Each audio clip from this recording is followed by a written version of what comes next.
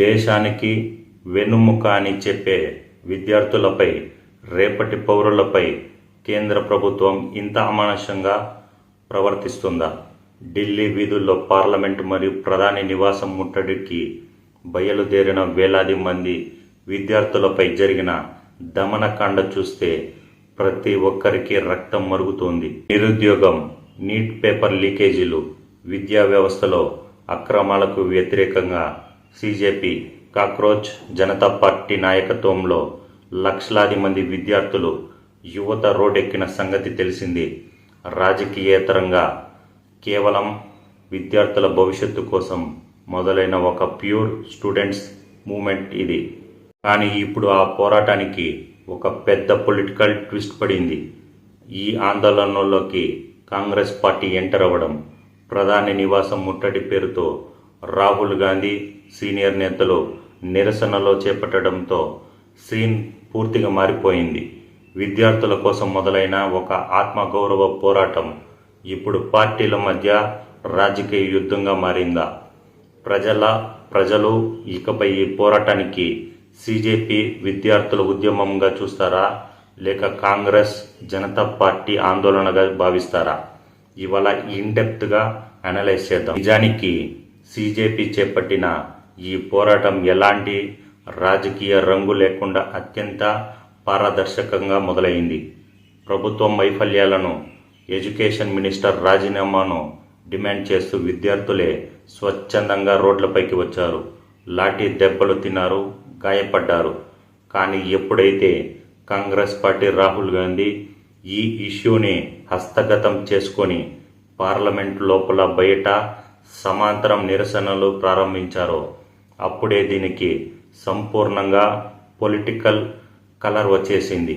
ఒక ప్రతిపక్ష పార్టీగా విద్యార్థులకు మద్దతు ఇవ్వడం తప్పు కాదు. కానీ సిజెపి విద్యార్థుల పోరాటం కంటే కాంగ్రెస్ చేసే పొలిటికల్ హడావిడి మాత్రమే మీడియా లైమ్ లైట్లోకి రావడం విమర్శలకు దారితీస్తోంది. ఇక్కడ విశ్లేషకులు రెండు రకాలుగా ఆలోచిస్తున్నారు. ఒక పక్క కేంద్రంలో ఉన్న బీజేపీ ప్రభుత్వం కాంగ్రెస్ కావాలనే ఈ విద్యార్థి ఉద్యమాన్ని దారి మళ్లిస్తోంది, విద్యార్థులను వాడుకుంటోంది అని ఆరోపిస్తోంది. మరోపక్క ఇతర ప్రతిపక్షాలు, సాధారణ ప్రజలు కూడా స్పందిస్తున్నారు.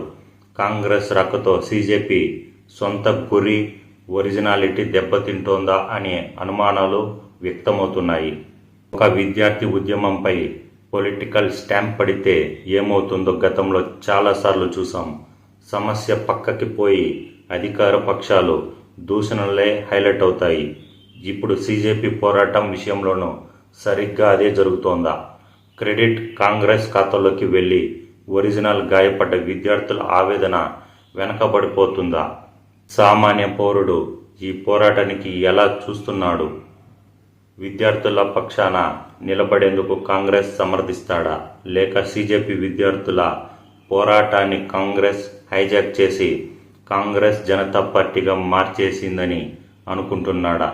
రాబోయే రోజుల్లో ప్రభుత్వం దీన్ని రాజకీయ ప్రేరేపిత ఆందోళన అని కొట్టిపారేసేందుకు కాంగ్రెస్ ఎంట్రీ ఒక సాకుగా మారే ప్రమాదం ఉంది. విద్యార్థులు అసలు డిమాండ్లు పక్కన పడిపోయి ఎన్నికల రాజకీయాలు ముందుకొస్తే అది అంతిమంగా నష్టపోయేది ఆ పరీక్షలు రాసిన లక్షలాది మంది విద్యార్థులే. మరి సిజెపి విద్యార్థుల పోరాటంలో కాంగ్రెస్ ఎంట్రీ ఇవ్వడం సరైనదేనా? దీనివల్ల విద్యార్థులకు న్యాయం జరుగుతుందా, లేక ఇది ఒక పొలిటికల్ గేమ్గా మారిపోతుందా? కింద కామెంట్ సెక్షన్లో మీ అభిప్రాయాన్ని నిర్భయంగా చెప్పండి.